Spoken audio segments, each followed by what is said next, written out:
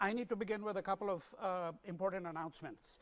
The first is that we may have to reschedule the makeup class that was going to be held this Saturday for the following Saturday. The principal reason for that is that you might recall from the email that I sent to you that we were going to meet for 2 hours. 1 hour was going to be in the Fowler Museum, and the second hour was going to be outside. Well, there's a forecast for rain, and from what I've seen, it's going to be heavy rain on a Saturday. And of course, we could try to hold the class in a classroom, but for a number of reasons, I don't want to do that. And I want to describe that to you because that, in a sense, is part of the subject matter that we're talking about. The first is that the idea that all learning should be contained in a classroom is something that should be contested. I'm not Socrates, I'm not anything of that stature, but you do know that figures like Socrates, basically what they did was they walked around the marketplace in ancient Athens. That was his classroom. You know, he would pick up conversations with people and he would ask, what is beauty, what is truth, what is virtue? He would get an answer, and that's where the Socratic method developed. Cannot hear? Mic's off. Okay. How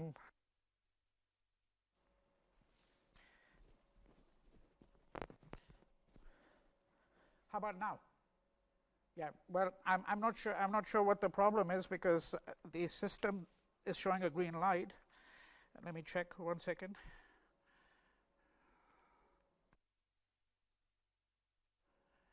Can you hear me now? Yeah. Okay. Well, look. I mean, you know, the mic is on, so I'm not sure. Maybe I'll have to check and see if there's a volume over here. Setting for mic. How about now? Okay. Yeah. So it was apparently on mute. I'm not quite sure why it was on mute. All right.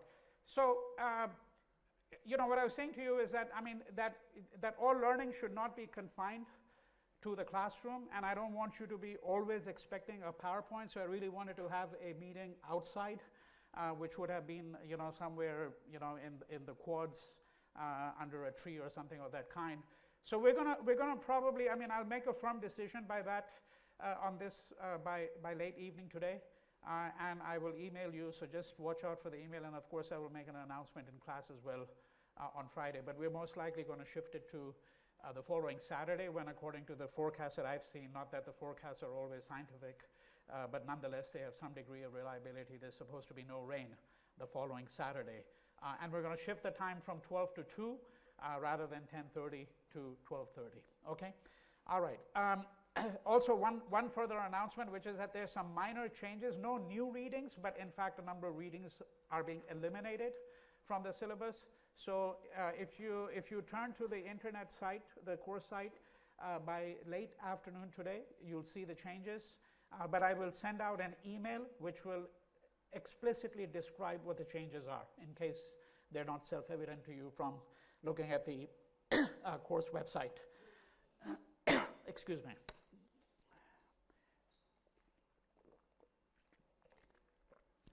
All right, so the subject for today's lecture is China and Japan. We're going to turn our attention to China, and in particular we want to look at the 19th century, at what are called the Opium Wars. And I have a confession that I have to make right away, which is that I'm guilty of something that I've been actually trying to talk to you about, but you can see the insurmountable problem there. All right? The problem is this, that as was the case with Africa, when we looked very briefly, and of course we're going to turn our attention to Africa in much greater detail when we look at the late 19th century, and as was the case with Haiti, when do they enter into our consciousness? They enter into our consciousness when there's interaction with something called the West, right? So if you were doing the history of China, or the history of Japan, or India, in the 17th, 18th, 19th century, well, obviously Europe is impinging on all of these countries in various ways. We're going to shortly take a look at some slides which are going to show you a couple of pictures of the old summer palace in Beijing and what the Europeans did to it and how they destroyed it. and that's Europe impinging on China. And when does Japan enter into the history textbooks, a standard textbook, let's say, right? When does it enter into the textbook? It enters into the textbook when something called the Meiji Restoration takes place in the 1860s, right?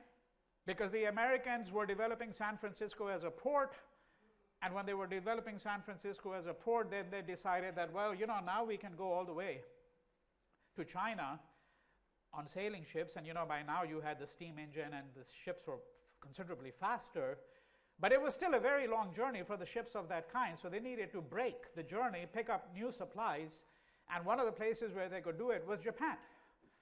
And that was but Japan was closed to foreigners. And so one of the reasons why Japan opens up under compulsion is precisely because of the fact that the US and other European powers were now trying to make their way into the Far East. But you see the problem I'm talking about, that nonetheless there is a history of China, a history of Japan, a history of India, which is independent, you could argue, of the West, and yet it isn't. That is the only time they really come into play in our imagination is when the West becomes an actor. And this is the same problem I'm replicating in a way, because now I'm saying we're going to turn to the history of China, and what are we going to look at? We're going to look at the Opium Wars, the first Opium War and the second Opium War. The first Opium War is 1839 to 42.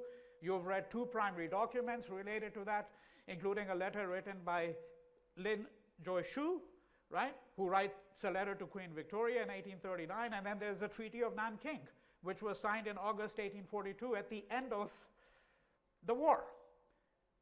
And it's a treaty which essentially did what? We're going to look at it in detail, but it opens up China, in a way, to the West.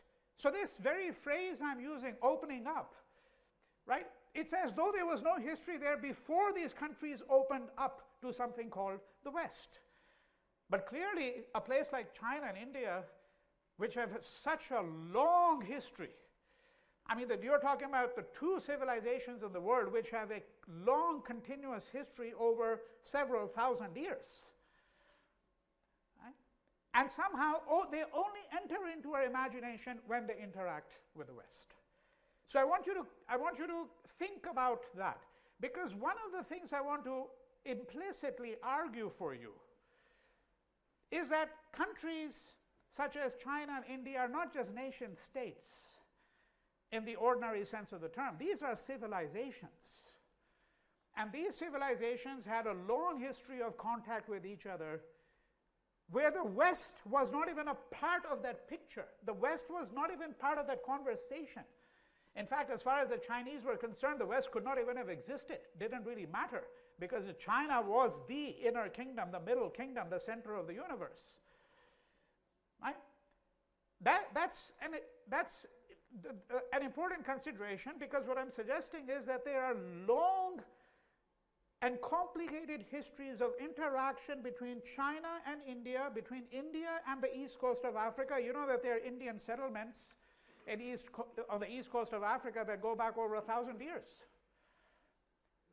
And one of the consequences of colonialism was that in all of these parts of the world, people basically forgot over a period of time the contacts they had with each other, because all the contacts were now going to be mediated by white Western civilization.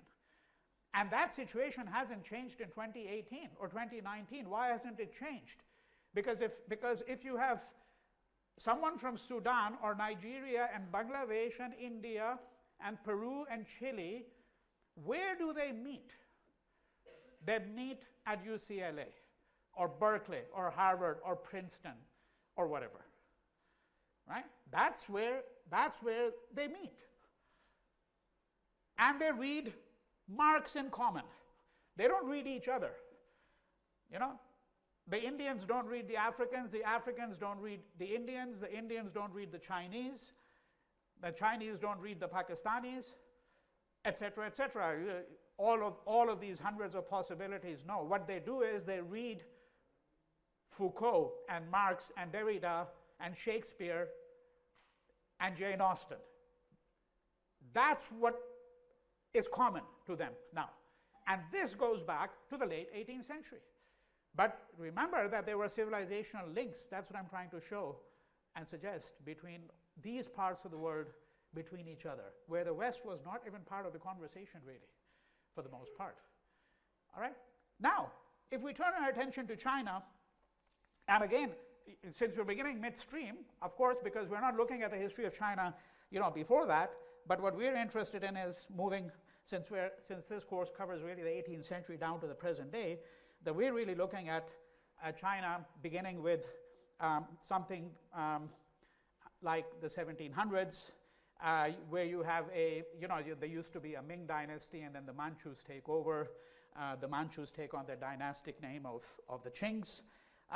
And this is, now we're in the 1700s and moving into the 1800s, before, of course, the dynasty is going to be overthrown in the early part of the 20th century. Right? So the Manchus, basically what they're going to do is they're going to take up essentially the political system of the Ming dynasty that existed before. They maintain the scholars that you had. They constitute very small percent of the population.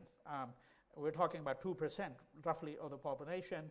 And the examination system, which has a very old history in China, is going to be retained by them. The examination system was a system which determined which of the Chinese would rise to the level of being bureaucrats, entering into ministries, so forth and so on, right? And of course, at that point in time, it was sons, not daughters, who were educated under the examination system. So, and you would be examined in the Chinese classics, many of them classics of Confucianism, but not all of them, all right?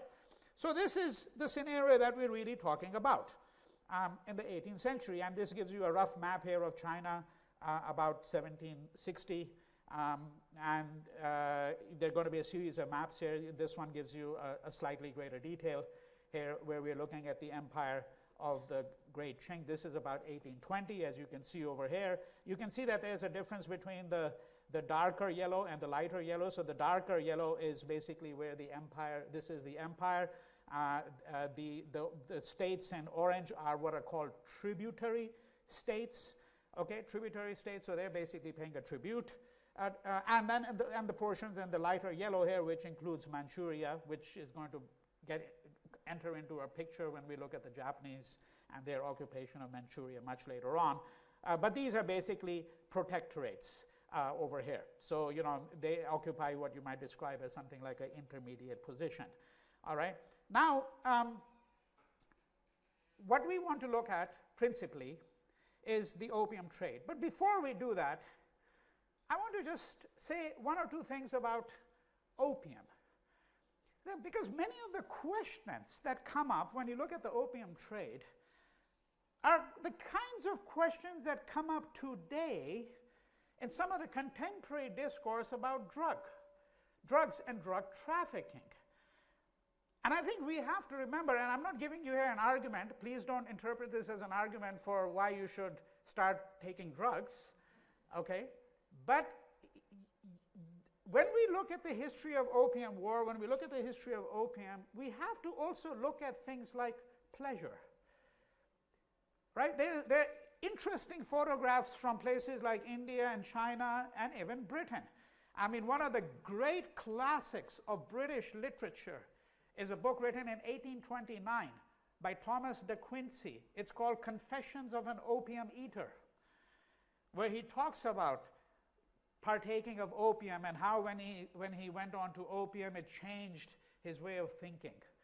All right, it's a kind of argument that Aldous Huxley, a great British writer, was making 100 years later when he wrote a little book called The Doors of Perception.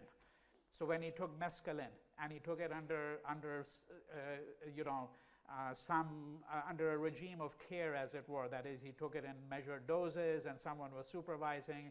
It's a fantastic account of how his whole perception of the world changed. Now, these are pleasure inducement drugs. And there were opium dens in places like Bombay. There are a fantastic series of sketches and photographs that I've come across. And here is an opium. You can see that this is a group of people who are luxuriating in this atmosphere. They're relaxed, as it were, right? And this is from 1880. It's a print from 1880. So I say this because when we look at some things like opium, immediately the historian thinks about the Opium War. But no, I think that we need to think about these goods in a different way as well. Not only the harm that they caused, and in fact the Opium War might be one of the most calamitous events in world history, possibly, but also because each of these products that we think is harmful also has complicated histories. A very good example is tobacco. Because in this country you have a kind of a puritanical regime against tobacco now. But if you spend any time in countries like Turkey or Japan or India, you know that they have a very different view. It's not that they don't know that taking tobacco can cause lung cancer over a period of time. They know that because every package that is sold in no matter what country has huge bold letters, warnings about what happens to you. But there is a culture of tobacco. There's a great American writer. I do this constantly, right? I give you little tips that you can think about later on. You can pick up, there's a fantastic American writer called Wendell Berry.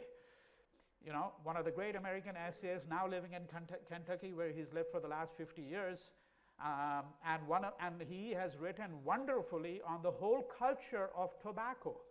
Growing tobacco, the fragrance of tobacco, how the people who grow it take care of it, how they form a community, so forth and so on. Right? So we have to be attentive to these kinds of histories as well. All right? And that's why I begin with this before we get into the history of the Opium Wars. Now, I'm going to try to give you a sense of what is involved, and India again is going to come into the picture in a big way, as is Britain, because without that we cannot really understand the Opium War. So this is a very rough map which essentially shows you the two places from where opium was being sent, from Calcutta and from Bombay to China. Does India have blood on its hands? But you have to remember, India is under British rule. India is under British rule at this point in time. Calcutta used to be the main port, but then there's a opium called Malva opium. I'll have a slide which I will add to this later on where you'll see that word. And the Malva opium comes from this region. It's some of the highest grade opium in the world. Beginning in the early part of the 19th century, you started having Malva opium being sent from Bombay as well. And this is Canton here, which was the main port where this opium was received. And on the mouth of the river, you'll see a slide over here. But then there were a few other places as well. All right, and here there's a slightly more involved map here. So you can see Canton over here where the cursor is, and then the small island of Hong Kong. Hong Kong is one of the islands that's going to be ceded to the British at the end of the first Opium War, 1839-42, because the Chinese, when they lose the war, they have to sign what is really a humiliating treaty, and in 1842, the island of Hong Kong. And I'm sure that some of you are aware of the fact that about 20 years ago, Hong Kong was finally returned to China, right, after a period of over 150 years. So, but that in any case is a short history. And here you have, of course, India and Japan and China over here. This is important. Here is the South China Sea, not only for its history in the Opium War, but because this was part of a great trading network. The Indian Ocean network included the South China Sea over here. Okay, now this slide is actually misleading, and I'll explain to you why in just a moment, but because this refers to a later period, as it were. And before we start interpreting this slide, let me talk to you a little bit about the history of opium, very, very briefly, and its production in India, because that's going to be important to understand. So India was one of the largest places for opium production. Opium, of course, was also used for its medicinal properties, and in fact it was used mainly for that in some places. All right. Now, when India comes under British rule, as you know from earlier lectures, 1757, the conquest of Bengal is basically accomplished through the 1760s and 1770s. And I had pointed out to you that if you look at the trade between Britain and India, the fundamental fact we have to register is that Britain really had nothing it could send to India, nothing that the Indians really wanted. All right? The same holds true for the trade between Britain and China. The Chinese had tea, they had silk, they had porcelain. And if you ever go to the great Western museums, you can always see huge collections of Chinese porcelain. Right? The Chinese had all of that, for which there was a huge demand in Europe. What did Britain have that it could send back in return that the Chinese wanted? The answer, once again, is nothing, effectively. But you can't have a trade if you have nothing. So what you give in return is bullion or specie, right? So bullion is gold or silver. Now Britain is on the gold standard. Britain is on the gold standard. The greater demand is for silver. So what does Britain have to do? Britain first has to buy silver because it's on the gold standard. It doesn't really have, and of course it doesn't really have silver. There are no silver mines in Britain, all right? So it has to buy silver on the open market, and then it sends the silver in return for what it's getting. All right? That's what Britain is doing. You see over here, this is why this is misleading, because this is a later period, and that's why don't be concerned about this until you've heard the story, because here it shows silver going from China to Britain. Right?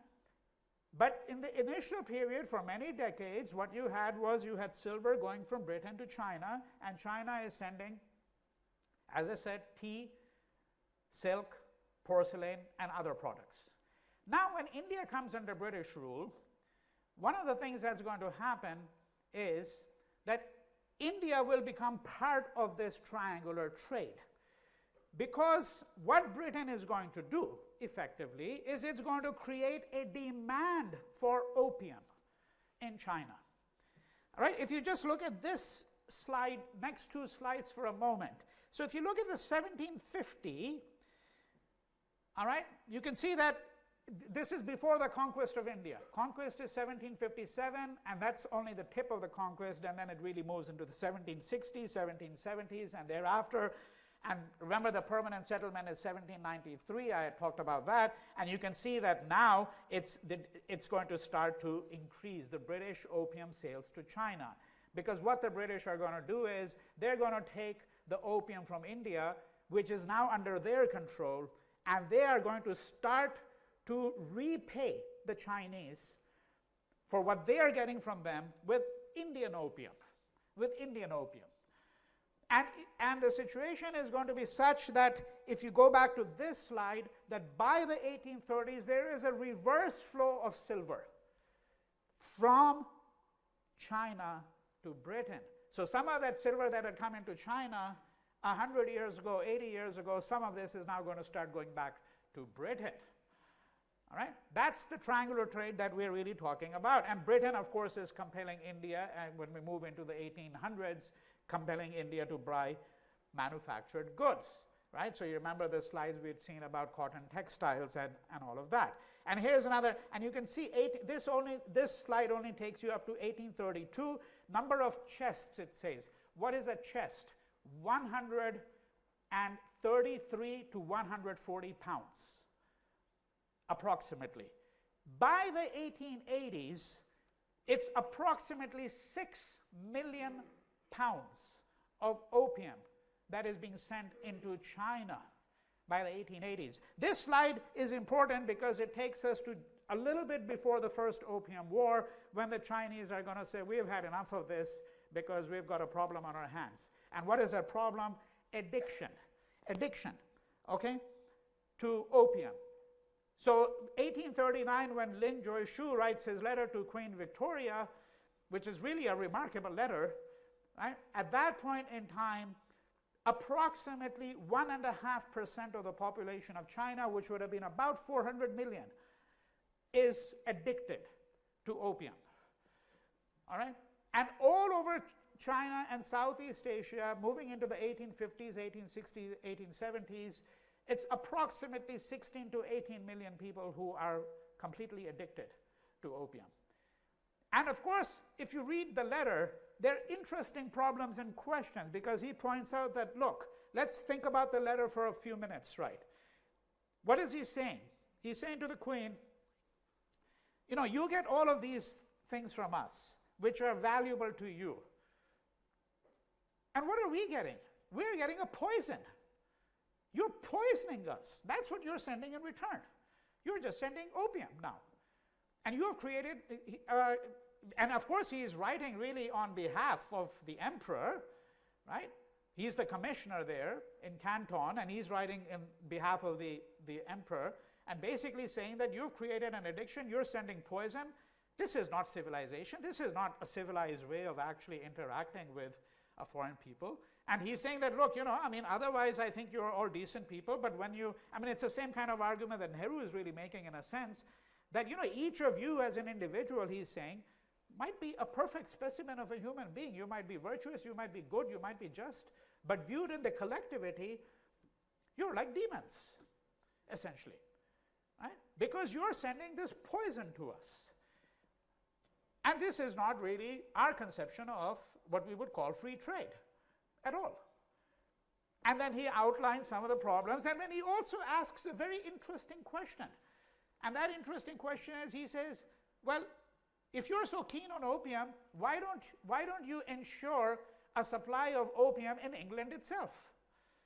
Why not? Why is it that if India is going to be the largest manufacturer of opium, and these are British-controlled factories now, so one of the consequences of the conquest was that an increasing portion of agricultural land was going to be turned over to opium production, because it was much more profitable than the land being simply used for subsistence farming, right? Subsistence farming is when a farmer farms the land and basically is doing so to supply and feed his own family, maybe the extended family, maybe a little bit left over for trade, so forth and so on. But that's subsistence farming. That is, it's not these are not cash crops that they're growing. Cash crops are when they're entering into the global economy. And opium is a cash crop here. It's extremely profitable. So we're going to find that the percentage of arable land in India, agricultural land that is arable, that is being used for opium production, is going to go very significantly after the British have consolidated the rule. Right? And so the question that Lin Joy-Shu is asking is, he says, let's consider the fact that there is no such problem in Britain. And the reason there is no such problem is because the use of opium in Britain is strictly regulated. And yet you have no moral compunction whatsoever in dumping the opium on us. In fact, the situation became much worse. And that's the reason why in 1839 the Chinese were provoked into action. Why did the situation become worse? Because the East India Company, recall that India was ruled by the East India Company. The East India Company had a monopoly on opium production and distribution and sale. Now in 1831, this monopoly was lifted. Now when the monopoly is lifted, the situation becomes more aggravated because a huge number of other merchants will now rush into the trade. And you're going to find, if you go back to this slide over here, you're going to find that there's going to be a substantial number of opium chests going in from Bombay too now, not just going in from Calcutta, because this used to be the traditional area from where the opium used to go, but now you're going to find that a large number of other merchants are going to enter into the scene, and this is going to lead to a considerable acceleration. So if you look over here, this is the significance of this slide. It shows you that from 1820 to 1832, it doubled. And that's because the monopoly was lifted, a large number of merchants moved into the trade, and of course this is going to increase greatly the volume of opium that is going from India to China, and is going to increase, of course, the number of addicts. And then if you look into the 1880s, right, because we're not doing a long, complicated history of opium moving into the 20th century here, but this problem would persist. And the two Opium Wars, the one of 1839-42 and then the one of 1858-60, none of these made any dent at all. In fact, they aggravated the situation because the Chinese lost these wars, and you can see that the increase of opium imports into China is really astronomical moving into the decades after the Second Opium War. Now, I want to alert you to one more thing, because this is, again, a different angle into this. So I was in Beijing a couple of years ago. This is the entrance to the Old Summer Palace. All right? The Old Summer Palace was destroyed by European forces in the Second Opium War. It was shelled. And of course, China is going to undergo that same humiliation again 40 years later with the Boxer Rebellion, which we'll look at later on, not in this class, not in this lecture. All right? And when a huge number of artifacts were taken from China and they were put in museums in the West. And for some of you may be aware of the fact that there is a huge demand in countries of Africa, in China, for the repatriation of all of these art objects back to these countries. Okay? But leave that aside, which is an interesting history in itself, and that's one of the things I'm going to talk to you about when I talk about museums. That's one of the reasons we're going to the Fowler, because a museum is not an innocent place. We need to understand the epistemology of a museum. Okay? But 1860, just to introduce a new element into the discussion. So the Old Summer Palace is destroyed by the Chinese. These are all photographs that I took, the 3 or 4 that you're going to see, and it's sprawling grounds. There is, of course, the other Summer Palace as well, but this is the Old Summer Palace. Look at this slide in particular. Okay, the text of this slide, so it describes what it, this is a plaque that you see outside. One of the, you notice the ruins here. Okay, because the majority of the Old Summer Palace is a set of ruins. And so 2 points are going to emerge from this little foray into this. One is that ruins are also important. When you study architecture, you should never really look only at the whole building. Ruins can be actually very important. They can be much more interesting in many ways. Just as shadows can be much more interesting. There's a Japanese novelist and writer, fantastic, Tanizaki is his name. He wrote a little book called In Praise of Shadows. And he says that, when the Japanese design their buildings, they don't just think about what the building looks like. They think about what is its shadow going to look like. Okay? It's really a marvelous exploration of Japanese aesthetics. Right? Ruins, shadows, the specters of history. But if you go back to this slide, look at this last portion here, last paragraph. Let me read it out to you. In 1860, when the Allied forces of Britain and France burnt Yuanmingguan, this is the Old Summer Palace, to ruins, most of these European-style halls and pavilions partially survived because they had been mainly built with stone materials. They continued to stay there for over a century, reminding people of the national humiliation. See, they have let these ruins stand. And the millions of Chinese who come there, they're telling them, look, this is a sign of our humiliation, and this is what we do not want repeated again. If you're trying to understand what the West today calls the aggression of China, every day I read 10 articles about the aggression of China. Well, I would like to sort of really have 10 articles on the aggression of the West first, before I turn to the aggression of China, because what aggression was China causing in 1860 or in 1840 or in 1900? Right? And there's a pat answer here that you get always, oh, but these countries would have also been imperialist powers if they could have been. No, everyone isn't necessarily driven by the imperialist greed. That's not true. There are countries and civilizations that have learned to constrain themselves. Now China may be aggressive in some ways today, but I think in part it's a reaction. which they have not forgotten, to what has transpired in Chinese history when the Chinese were brought into interaction with Europeans. You know? Right, so humiliation is a motive force in history. We can really frame an entire course around the subject of humiliation. And what does humiliation mean?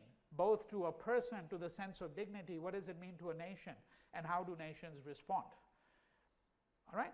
So this is why I think when we look at, and this is related to the Opium Wars, because this destruction was during the Second Opium War. Now the war was really lopsided. It was lopsided. There will be a number of slides here which are variations which show you different sort of angles into what's happening. This is an opium factory in India, which now you understand the importance of India in this whole thing.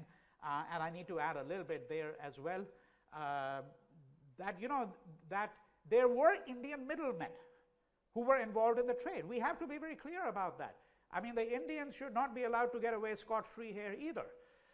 That when the British were involved in it, I mean, the British have to use Indian intermediaries because the Indian intermediaries know the country, right? They know the country, they know how to move things around. All of that, the British have to rely upon them. Now, these Indian intermediaries built a fortune, some of them. Of course, Britain stood to gain most of all, by far. But nonetheless, there is no question whatsoever that they were Indian intermediaries, and in this case, they happen to be a group of people. They're not the only one, but they're a group of people known as the Parsis, okay, who are really quite an extraordinary group of people. They're relatively small. These are people who had originally fled Iran with the coming of Islam. So they what you would call Zoroastrians, right? And they come into India, and they establish a community there. Bombay is one of their big strongholds.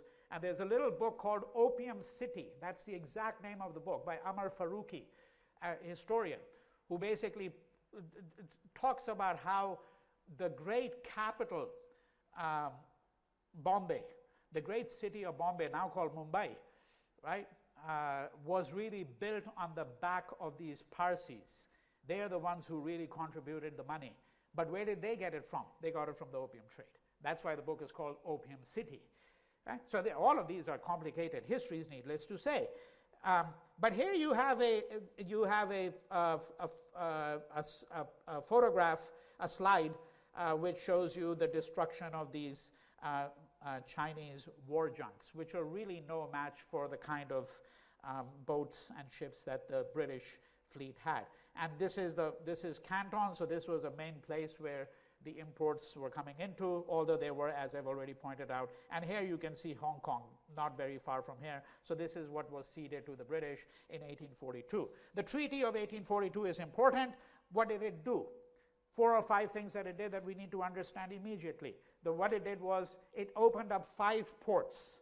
So these are called the treaty ports to European powers. So the European powers could come in there, and the Europeans had rights of residence. There's also what is called extraterritoriality. This meant that in these treaty ports, a Britisher, for example, who commits a criminal offense cannot be tried under the laws of China. Cannot. Rather, the person will be tried under the laws of Britain or France if it happens to be a French citizen. Same thing with the East India Company in India. I mean, I didn't mention that because I don't have time to get into those details. But one of the things that happened was that a Britisher, for example, who commits a legal offense, let's say he kills an Indian, whose wife he's been lusting after. There are scenarios of that kind in the legal cases. And they have a fight and he kills them. Well, he can't be tried under Indian laws because he's a British subject. And of course, in nearly all of these cases, these people got away scot-free, completely, right? So this is the concept of extraterritoriality, the 5 ports. Number 3, they have to pay reparations because the British are claiming this war has cost us money, we have lost money here, we have lost, during this time, the opium trade itself has been disrupted. Opium chests have been confiscated, so they're asking for reparations. It's something on the tune of $21 million, which at that point in time was, of course, a huge sum of money, right? And China has to open itself up to missionaries, to missionaries, Christian missionaries. And that's going to create a new set of problems. And every time a missionary was murdered or attacked by the Chinese who felt resentful of the incursion of Christianity, or the dispute could be for other reasons, every time something happened to a missionary, they exacted a huge toll in return, the British, right? Or whichever European power there was. So China is going to start to be flooded with missionaries, and that's what's going to lead to later on what's going to call the Taiping Rebellion much later on. It's a complicated set of events, but we don't really have the time to look into this, all right? So this is very briefly what the consequences of the Opium Trade War, what the Opium Trade was about. And as I said, there are two of them, the first war in 1839-42 and then 1858-60. Okay, now I want to talk about Japan a little bit as well. And Japan, again, is a country that is entering into now our discussion because of, quote, the opening up to the West. I mean, this phrase which I'm using, I really dislike, because it's sort of, there's a suggestion that, well, frankly, these people had no history before the West came along, and then they suddenly enter the history textbooks. You know, of course, Japan had a history, and it had a very involved history of various kinds. So, but before the middle part of the 19th century, what you have is you have Japan under the rule of the shogun. Some of you might have seen samurai films, and in particular the films of Kurosawa, the great Japanese director Akira Kurosawa. But some of the films are based on the shogun, particularly a film called Kagemusha. If you've never seen it, have a look at it. It's just spectacular. All right. The dominant religions are Shintoism and Buddhism in Japan. And Japan goes into what in the conventional sense is called a kind of isolation around 1641. Okay? And then I've described to you already the circumstances under which Japan now had to, quote, open up. So there's pressure from European powers. Remember that China is already, 1842, the Nanking Treaty, China is already now subjected to European imperial control in some sense. Of course, it's not a colony in the sense in which India was, not even remotely like that, but there's still enormous European influence, right? The figure whose name appears in the history textbooks is a man called Commodore Perry, who is an American commander of a ship, and his ship is the first ship that comes into Tokyo Bay in 1853. There are also other kinds of links that are, by the way, taking place between the US and the Far East. One of those links is what is called the Burlingame Treaty, which is in 1868. And this is a treaty which started bringing in Chinese laborers into the United States. You know, the railroads were built largely with the help of Chinese labor. And remember that what's happening in the US is westward expansion, manifest destiny, right? Covering both of the oceans. Now here is an interesting problem that Nehru throws up, because frankly, what happens there is, so you have what is called the Meiji Restoration, as it's called. Meiji Restoration means what? Beginning in the late 1850s, moving into the 1860s, that Japan now decides it's going to modernize. It's going to come out of its hibernation, so to speak. It's going to modernize. It's going to have a parliamentary system. It's going to once again start having a military, right? And it's going to open itself up to trade. It's young men. Women, of course, are not part of the picture. They were not part of the picture anywhere in the world in this sense. It's young men are going to go in for education, right? They're going to go to universities, all of that, right? That's the so-called westernization, modernization of Japan, the Meiji Restoration as it's described. But here is, and this is a note on which I want to end this discussion. Here is the interesting problem that Nehru poses. You must read those 20 pages on Japan and China. They're really quite wonderful. All right? Because what he says is that, look at these two countries which both belong to the Far East, and in Japan, the argument made by, and you have one principal reading there, which is the reading by this man who says, goodbye Asia, right? So basically, he's telling the Japanese, forget about your links with Asia. Now think of this thing called the West, Western civilization. This is where the future is. And what he's saying is that one of the many things that's held up Japan is Confucianism. That, we, as in China, we got our Confucianism from China, and basically this is a stranglehold on us because we can't really progress. We can't think in modern terms with that kind of structure. Now, Nehru says basically what? He says if you look at Japan and China, the fundamental difference is this, that Japan seems to be the one that really copied the West. They started imitating the West, and they became much better than the West in many ways in doing the things that the West did. And the history of the late 20th century is a very good demonstration of that. I mean, no one I knew in my circles would have dreamed of buying an American car in the 1990s. You always went for a Toyota, Nissan, Honda. American car, who wants to buy an American car? I mean, you get a lemon or a junk, right? They're much better